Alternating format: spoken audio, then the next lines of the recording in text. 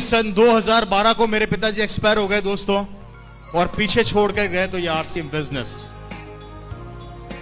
आज उनकी मेहनत के कारण ये रवि शर्मा जो आज आपके सामने खड़ा है, पूरी जिंदगी बदल गई मेरी। आज मेरी लाइफ स्टाइल बदल गई। मेरी कॉलोनी का सबसे बड़ा बंगला मेरा है। हेलो, मेरी कॉलोनी का सबसे बड़ा बंगला मेरा है आरसीएम के कारण। मेरी कॉलोनी की सबसे लंबी कार मेरे पास है आरसीएम के कारण।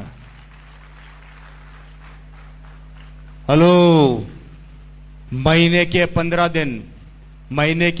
दिन 32,000 फुट की ऊंचाई के ऊपर लंच, ब्रेकफास्ट और डिनर करता हूं मेरे दोस्त। 32,000 फुट की ऊंचाई, समझ गए?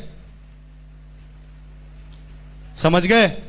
ये जिंदगी इस बिजनेस ने मेरे पिताजी की मेहनत के कारण मेरे को दी। आज जब अपनी कॉलोनी से अपनी लंबी कार लेके निकलता हूं तो पड़ोस वाले अंकल अपने बेटे को थप्पड़ मार के बोलते हैं कि तूने जिंदगी में क्या किया, इस रवि को देख कितनी लंबी कार में घूम रहा है। तो पड़ोस वाला बेटा अपने पापा को बोलता है कि पिताजी थप्पड़ तो मार दी, बहुत अच्छी बात है। आज से लगभग 16 साल पहले इसके पापा आरसीएम बताने आए थे। जब समझ में नहीं आया था क्या, तब समझ में आ जाता तो आज मैं भी कार में घूम रहा होता।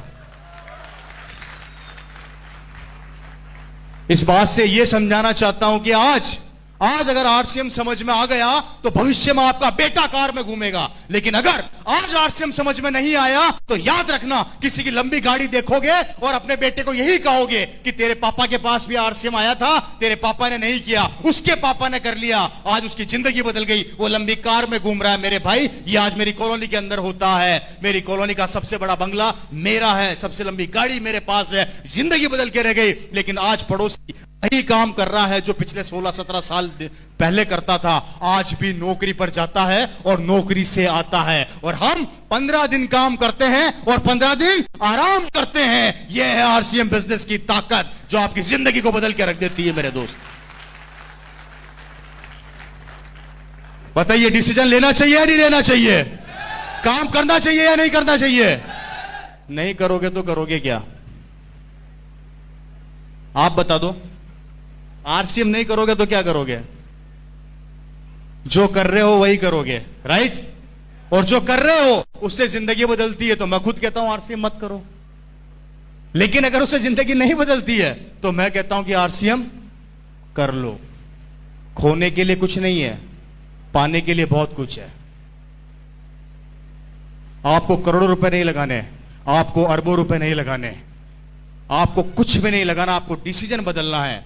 मेरे दोस्तों, बचपन से हल्दी, धनिया, मिर्ची, तेल खाते आ रहे हैं। बचपन से हमारे खरीदा, हमारे से पहले हमारे दादा ने खरीदा, उनके परदादा ने खरीदा। आज तक जो भी सामान खरीदते आ रहे हो, किसी न किसी को करोड़पति बनाते जा रहे हो। सही कह रहा हूं या गलत कह रहा हूं जी? कहां से लेके आते हो सामान? बाजार से। थोड़ी सी पिक्चर दिखाता हूं, थोड़ी सी ध्यान से देखिएगा। इसको आगे आ जाएगा एक बार, इसको आगे ले आइए। भैया, नींद तो नहीं आ रही है आप लोगों को? बात समझ में आ रही है कि नहीं आ रही है मेरी? हेलो, आपको इसका थोड़ा सा मार्केटिंग प्लान समझाने की कोशिश कर रहा हूं, ध्यान से देखिएगा। बड़ी प्यारी चीज है। आप लोगों को यह बताया गया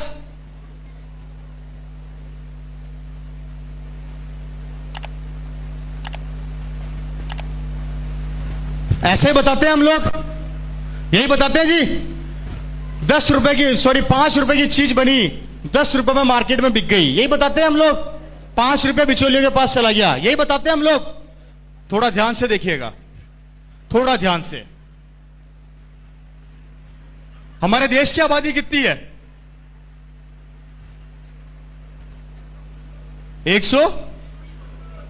120 करोड़। थोड़ा ध्यान से देखिएगा।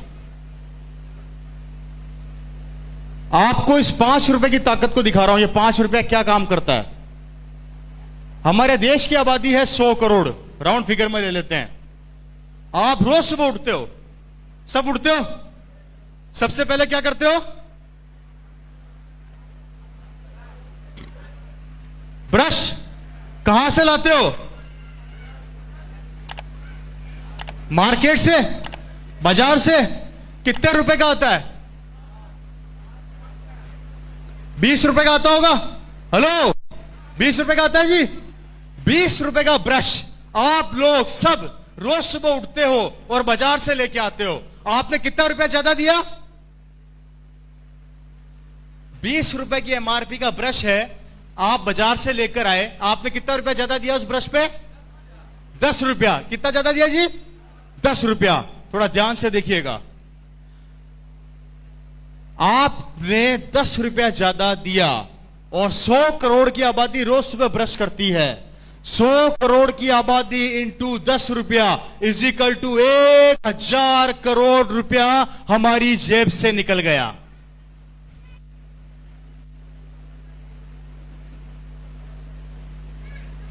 कैसा लगा?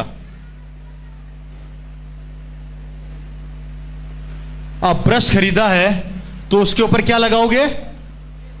पेस्ट। पेस्ट कहां से लेके आते हो? बाजार से। 30 रुपए का पेस्ट आता है, 15 रुपया ज्यादा दिया और वही 100 करोड़ की आबादी ने फिर ब्रश किया। 15 रुपया इज इक्वल टू 1500 करोड़ रुपया हमारी जेब से फिर निकल गया। कैसा लगा भाई? बात समझ में आ रही है कि नींद आ रही है भाई? है जी? आ रही है ना? कितना रुपया निकला? आप नहाते भी होंगे, साबुन कहां से लाते हो? फिर बाजार से लेके आते हो। मेरी बात को ध्यान से समझना मेरे भाई, हम सुबह से शाम तक कम से कम हजारों प्रोडक्ट बाजार से लेकर आते हैं, जिसका नतीजा देखो क्या होने वाला है। 100 करोड़ की आबादी साबुन बाजार से लेके आती है। अगर 20 रुपए का साबुन आता है तो आपने फिर 10 रुपया ज्यादा दिया, इज इक्वल टू 1000 करोड़ रुपया। इससे आगे नहीं बताऊंगा। अगर सारे दिन की कैलकुलेशन बता दी तो पागल हो जाओगे। आप सिर्फ उठे, आपने ब्रश किया, उस पे पेस्ट लगाया और नहाए, हमारी जेब से पैसा निकला लगभग 3500 करोड़ रुपया।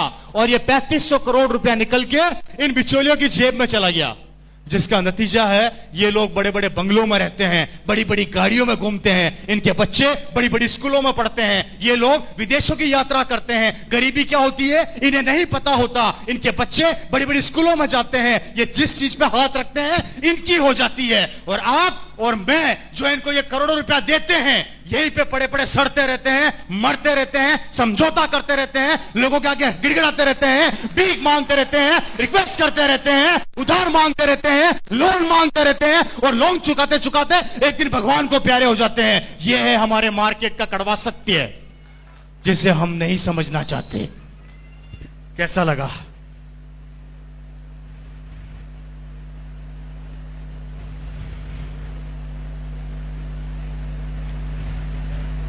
मुझे बताया गया था कि यहां के लोग भाषा नहीं समझते, कोई रिएक्शन आएगा नहीं, तो मतलब सही बात है क्या? इतना सन्नाटा क्यों है भाई? है जी? कैसा लग रहा है? मेरी बात को ध्यान से सुनिएगा। ये वो 3500 करोड़ रुपया है जो इनके पास जा रहा है और हम दे रहे हैं और हम देते रहेंगे। हमने दिया, हमारे दादा ने दिया, हमारे परदादा ने दिया, हमारे बच्चे भी देंगे और उनके बच्चे भी देंगे। देना तो पड़ेगा, देना तो पड़ेगा। और आरसीएम कहती है इस 3500 करोड़ का 40% पैसा अगर मैं आप लोगों में बांट दूं, कितना होता है जी?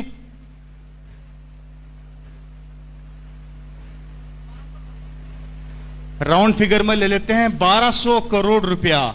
ये 1200 करोड़ रुपया अगर आरसीएम हम लोगों में बांट देती है तो हमें कहा जाता है हम पागल बनाने आ गए हैं, और दुकान वालों को कहा जाता है कि वो पागल नहीं बना रहे हैं। अब दिमाग खुद लगा लो कि पागल कौन बना रहा है।